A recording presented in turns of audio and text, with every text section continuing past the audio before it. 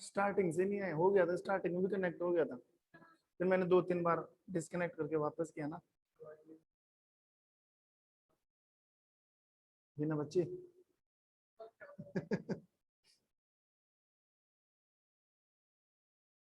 क्या करूं, क्लास दूंगे मैं तो, क्या करूं?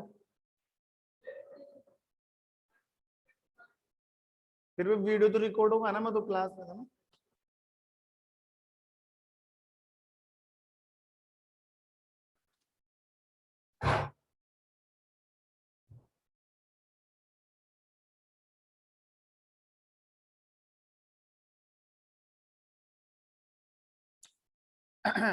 Good morning all of you, good morning. देखो थर्ड चैप्टर हमने चालू कर दिया था और थर्ड चैप्टर का नाम था संश्लेषित रेशे एवं प्लास्टिक।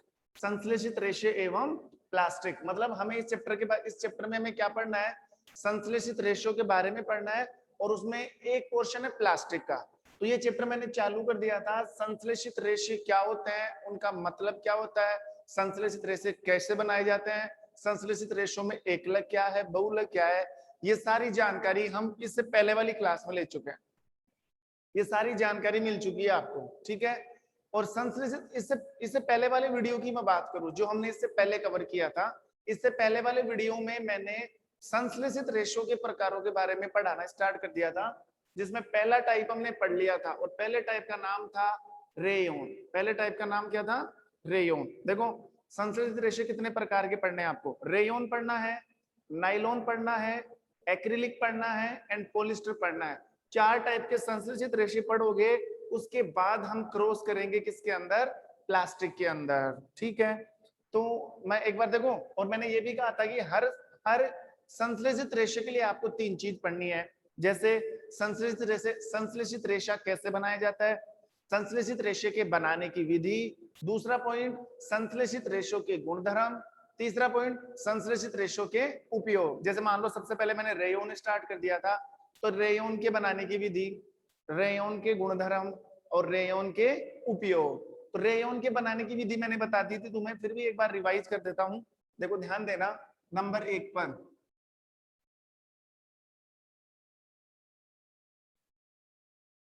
रेयोन,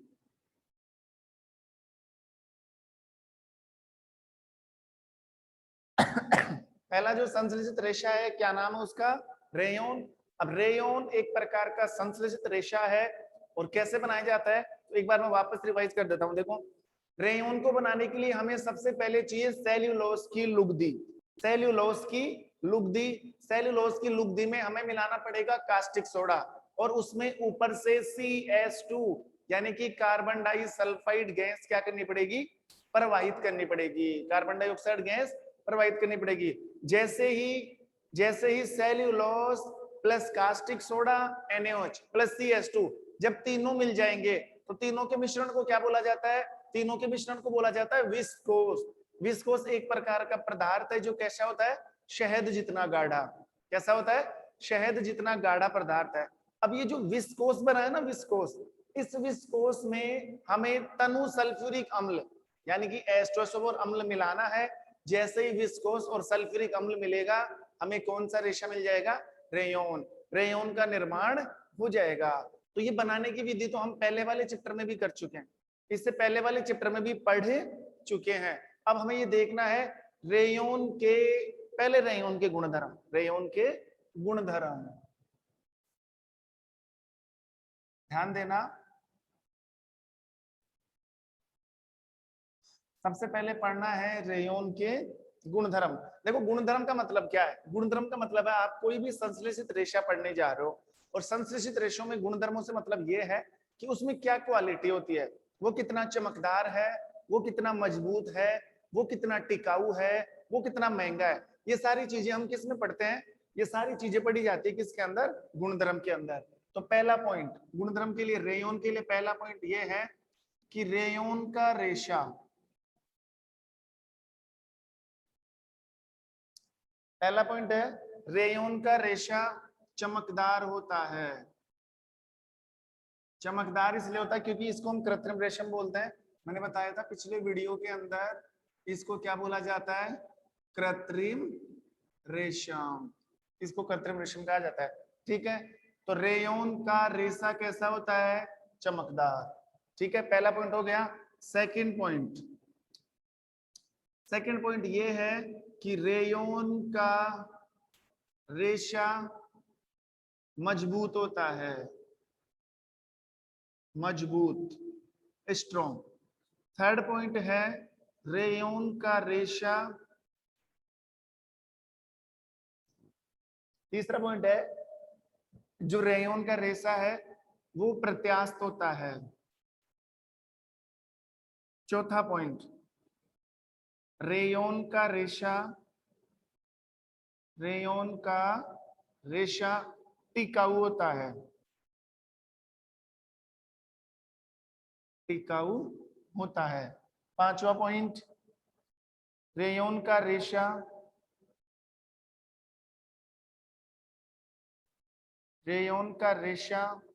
सस्ता एवं हर जगह उपलब्ध है, सस्ता एवं हर जगह उपलब्ध है। ये लो अब ध्यान देना, इसके जो 5 पॉइंट लिखे ना मैंने, 1 2 3 4 5, इन 5 पॉइंट्स को आप एक बार ढंग से देख लो। पहला पॉइंट है रेयन का रेशा चमकदार होता है। रेयन का रेशा देखोगे ना, वो तो आपको पता है कि सर रेयन का रेशा बिल्कुल कृत्रिम रेशम की तरह होता है, बिल्कुल रेशम की तरह होता है, चमकता है। तो रेयन का रेशा कैसा होता है? चमकदार, ब्राइटनेस होती है उसमें, बहुत ज्यादा चमकता है। रेयन से जो भी चीजें बनती है ना, बिल्कुल चमकीली सी नजर आती है। रेयन का रेशा मजबूत होता है, काफी स्ट्रॉन्ग होता है। आप उनको काम में ले सकते हो रस्सी वगैरह बनाने में। पहाड़ों पर चढ़ने के लिए जो रस्से बनाए जाते हैं वो रेयन वगैरह से बनाए जाते हैं। आप इनको काम में ले सकते हो। रेयन का रेशा प्रत्यास्थ होता है। रेयन का रेशा कैसा होता है? प्रत्यास्थ। और प्रत्यास्थ का मतलब होता है रबड़ की तरह एलिजिबल होता है, खींच सकते हो आप उसको, स्ट्रेचेबल। आजकल ऐसे कपड़े आते हैं ना जो ऐसे थोड़े से स्प्रेड हो जाते हैं, थोड़े से बढ़ जाते हैं, तो ये प्रत्यास्थ है। रबड़ की तरह आप इसको इतना ज्यादा तो नहीं खींच सकते, लेकिन रबड़ की तरह आप इनको थोड़ा थोड़ा क्या कर सकते हो? खींच सकते हो। ठीक है, रेयन का रेशा टिकाऊ होता है। रेयन का रेशा कैसा होता है? टिकाऊ। टिकाऊ का मतलब बहुत ज्यादा दिनों तक टिक सकता है। ऐसे नहीं कि रेयन से बनी हुई कोई आप चीज इस्तेमाल कर रहे हो और वो बहुत जल्दी खराब हो गई, नहीं। रेयन का रेशा काफी टिकाऊ है, मेलेबल है, काफी दिनों तक चल सकता है। ठीक है, आप उसको ऐसे नहीं कि एक बार काम में लिया फेंक दिया, या हमने उसको काम में लिया बहुत जल्दी खराब हो गया, नहीं, ऐसा नहीं है। लंबे समय तक काम आएगा और बार बार काम आएगा। ठीक है, रेयन का रेशा सस्ता एवं हर जगह उपलब्ध है। अगर रेयन के रेशे की बात करें तो इतना ज्यादा महंगा भी नहीं है, हर कोई एफर्ड कर सकता है इस चीज को, हर कोई खरीद सकता है, हर कोई यूज कर सकता है, काम में ले सकता है। साथ ही साथ जो रेयन का रेशा है वो कैसा होता है? हर जगह उपलब्ध है। ऐसा नहीं कि ये सिर्फ जयपुर में मिलेगा, दूसरी जगह नहीं मिलेगा, राजस्थान में ही है, बॉम्बे में नहीं है, हर जगह उपलब्ध है। आप इंडिया में या पूरे वर्ल्ड की बात करो तो इसको कहीं से भी पा सकते हो, कहीं से भी प्राप्त कर सकते हो। तो ये 5 पॉइंट है किसके? रेयन के गुणधर्म के, रेयन के गुणधर्म के। ठीक है, नेक्स्ट देखो, ये तो हो गए रेयन के गुणधर्म। अब यहां से पढ़ेंगे हम रेयन के उपयोग।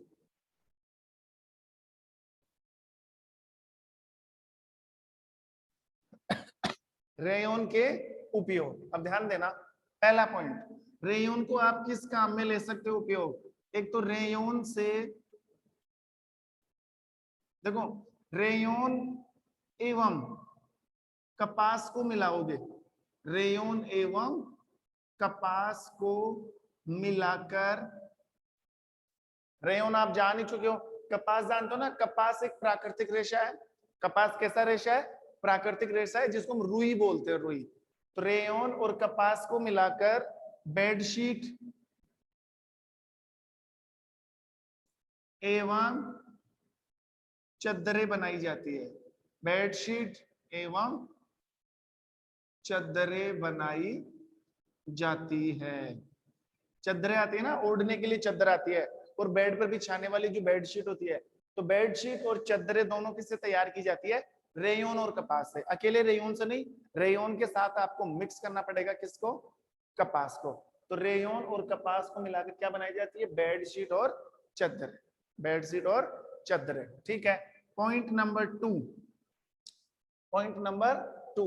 और पॉइंट नंबर 2 ये है कि रेयोन और ऊन को मिलाकर, रेयोन और ऊन को मिलाकर, देखो रेयोन प्लस ऊन क्या बनाई जाती है, कालीन एवं गलीचा, कालीन एवं गलीचा। रेयोन प्लस ऊन क्या बनाया जा रहा है, कालीन प्लस गलीचा। ध्यान देना, रेयोन, रेयोन के साथ क्या मिलाई गई, ऊन। तो ऊन भी एक प्राकृतिक रेशा है, रेयोन कृत्रिम रेशा है, ऊन प्राकृतिक रेशा है। और ऊन हमें किससे मिलती है, भेड़ के बालों से, बकरी के बालों से, या फिर ऊंट के बालों से। सभी ऊंट से नहीं, जो कश्मीर में पाई जाने वाली प्रजातियां हैं, लामा और एल्पैका, उनके बालों से। तो रेयोन और ऊन से क्या बनाई जाती है, कालीन और गलीचा। कालीन बिछाए जाते हैं ना फर्श के ऊपर, आपने देखा होगा मखमली टाइप का कालीन है, गलीचा बिछाया जाता है बेड के नीचे या फर्श के ऊपर, या जो पायदान आते हैं ना पांव साफ करने वाले, जैसे हम रूम के अंदर जा रहे हैं, मकान के अंदर जा रहे हैं, तो पांव साफ करके जाते हैं, तो जो पैर साफ करने के बनाए जाते हैं ना वो गलीचे या छोटा सा पायदान बना होता है, वो किसका बना होता है, रेयोन और ऊन का। किसका बना होता है, रेयोन और ऊन का। तो इन दो कामों में आप उपयोग ले सकते हो रेयोन के रेशे को। एक तो रेयोन कपास के साथ मिलकर क्या बनाएगा, बेडशीट, चद्दरें, या और भी कई प्रकार के घरेलू आइटम बन सकते हैं जिनको हम काम में लेते हैं ओढ़ने के, पहनने के, ठीक है। और अगर रेयोन को मिला दिया जाए किसके साथ, ऊन के साथ, किसके साथ मिला दिया जाए, ऊन के साथ, तो फिर ये निर्माण करेगा कालीन एवं गलीचे का, कालीन एवं गलीचे का। तो ये थी रेयोन की पूरी कहानी। तो एक संश्लेषित रेशा हमने कंप्लीट कर लिया, कौन सा, रेयोन। कौन सा कंप्लीट कर लिया, रेयोन। और अब मैं नंबर 2 पर स्टार्ट करने जा रहा हूं, नाइलॉन। अब नाइलॉन के लिए भी आपको वही चीजें पढ़नी है। देखो नाइलॉन के लिए यहाँ पर जो पढ़ने का मटेरियल है वो बता दूं कि नाइलॉन के बनाने की विधि सबसे पहले पढ़ोगे आप, लेकिन नाइलॉन की जो गुणधर्म है ना वो सेम है।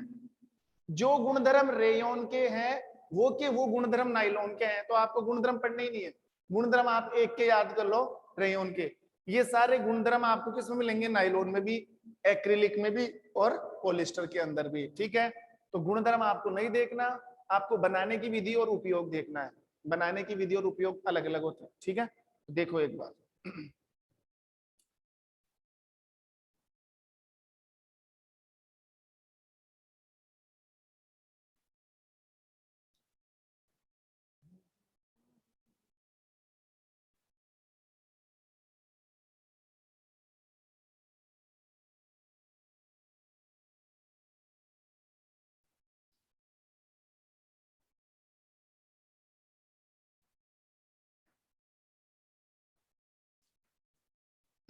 देखो नंबर 2, नंबर 2 पर कौन है,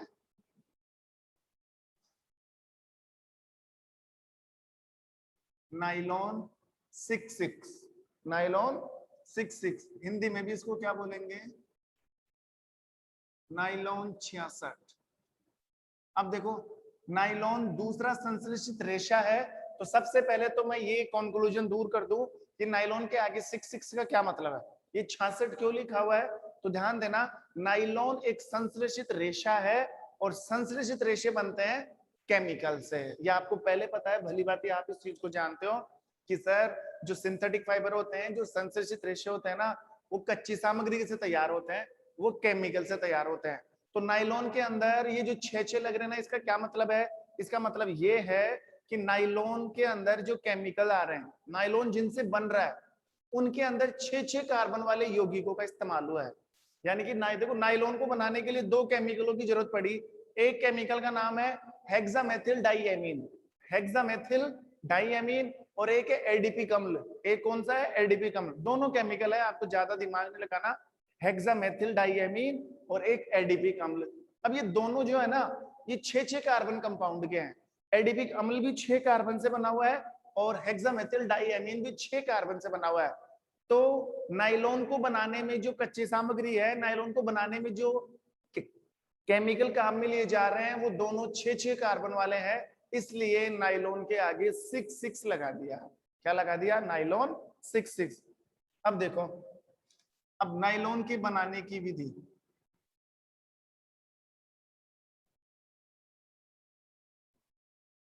नायलॉन के बनाने की विधि। नायलॉन के बनाने की विधि क्या है, ध्यान देना, किस किस से मिलकर बनेगा, हेक्सामेथिल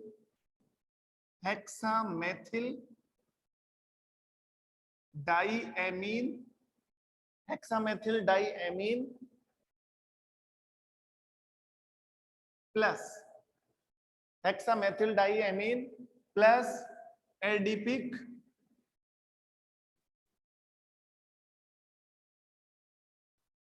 अम्ल, प्लस एडिपिक अम्ल, दोनों को मिलाओगे तो क्या बनेगा, दोनों को मिलाओगे तो बनेगा नाइलॉन। क्या बनेगा, नाइलॉन। ठीक है, अब ये जो हेक्सामेथिल डाईएमीन है ना, ये कितने कार्बन से मिलकर बना हुआ है, 6 कार्बन से। इसका फॉर्मूला देखोगे ना, फॉर्मूला देखोगे तो ये 6 कार्बन से मिलकर बना हुआ है। ठीक है, अगर जो एडिपिक है, अगर आप इसका फॉर्मूला देखोगे तो ये भी कितने कार्बन से मिलकर बना हुआ है, 6 कार्बन से। ये भी कितने कार्बन से, 6 कार्बन से। तो दोनों कच्ची सामग्री, दोनों केमिकल 6 कार्बन वाले हैं जिनसे नाइलॉन बनता है। इसलिए नाइलॉन के आगे क्या लगा दिया जाता है, दोनों 6 वाले हैं ना, 6 नाइलॉन 6। तो नाइलॉन बनता है 2 केमिकल से, हेक्सामेथिल डाईएमीन और एडिपिक अम्ल। जब इन दोनों को मिला दिया जाता है तो तैयार होता है नाइलॉन का रेशा, नाइलॉन का फाइबर जो कपड़ों की तरह दिखता है। ठीक है, सेकंड पॉइंट क्या डील करोगे, सेकंड पॉइंट में आप लिखोगे नाइलॉन के गुणधर्म। क्या लिखोगे, नाइलॉन के गुणधर्म। तो नाइलॉन के गुणधर्म वही गुणधर्म आएंगे जो रेयन के गुणधर्म थे। रेयन के गुणधर्म क्या थे, रेयन का गुणधर्म था, रेयन का रेशा प्रत्यास्थ है, मजबूत है, चमकदार है, टिकाऊ है, सस्ता है, हर जगह उपलब्ध है। तो ये के यही पॉइंट आपको किसके लिए लिखना है, नाइलॉन 6 के लिए। किसके लिए लिखना है, नाइलॉन 6। तो बनाने की विधि कंप्लीट, उसके बाद में उपयोग, सॉरी गुणधर्म कंप्लीट। अब मैं बता रहा हूं नाइलॉन के उपयोग क्या है, नाइलॉन के उपयोग क्या है, ध्यान देना।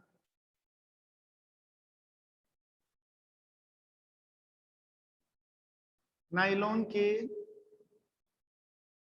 उपयोग, नाइलॉन के उपयोग, पहला उपयोग, इससे क्या क्या बनाया जाता है। देखो नाइलॉन से पैराशूट एवं, नाइलॉन से, एक बार लिख देता हूं फिर समझाता हूं, नाइलॉन से पैराशूट एवं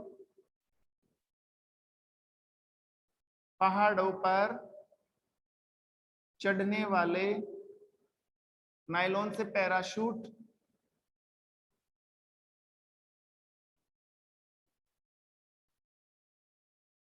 नाइलॉन से पैराशूट एवं पहाड़ों पर चढ़ने वाले रस्से बनाए जाते हैं, रस्से बनाए जाते हैं। दूसरा पॉइंट, नाइलॉन से एक तो पहाड़ों पर चढ़ने वाले रस्से और एक क्या बनाए जाते हैं, पैराशूट। दूसरा नाइलॉन से जुराबे, जो सॉक्स आते हैं, सॉक्स, जुराबे एवं टूथब्रश,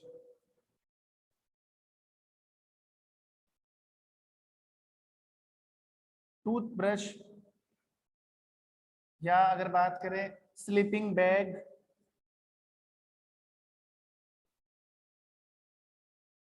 स्लीपिंग बैग आ गया, स्लीपिंग बैग्स एवं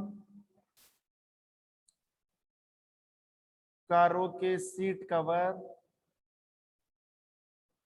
आदि तैयार की जाती है। कारों के सीट कवर आदि तैयार किए जाते हैं। तो देखो ये है नाइलॉन के गुणधर्म, ध्यान देना, सॉरी नाइलॉन के उपयोग। पहला है नाइलॉन से पैराशूट। पैराशूट आपने देखा होगा जो उड़ने वाला आता है ना, जिसको गुब्बारे टाइप का आता है, वो जो गुब्बारे टाइप का आपको दिखता है उसे पैराशूट बोलते हैं। उसके नीचे एक ऐसा सिस्टम किया जाता है जिसमें 4-5 आदमी बैठ कर जाते हैं, उसमें गैस भरी जाती है, फिर वो उड़ता है, जिसको आप गुब्बारा बोलते हो, वो पैराशूट है। एक तो वो वाला पैराशूट, एक पैराशूट आता है ना जिसको कोई भी व्यक्ति अपनी बॉडी से बांध कर नीचे कूदता है तो खोल लेता है, तो फिर वो उसको उड़ाकर लेके जाता है, तो वो भी पैराशूट है।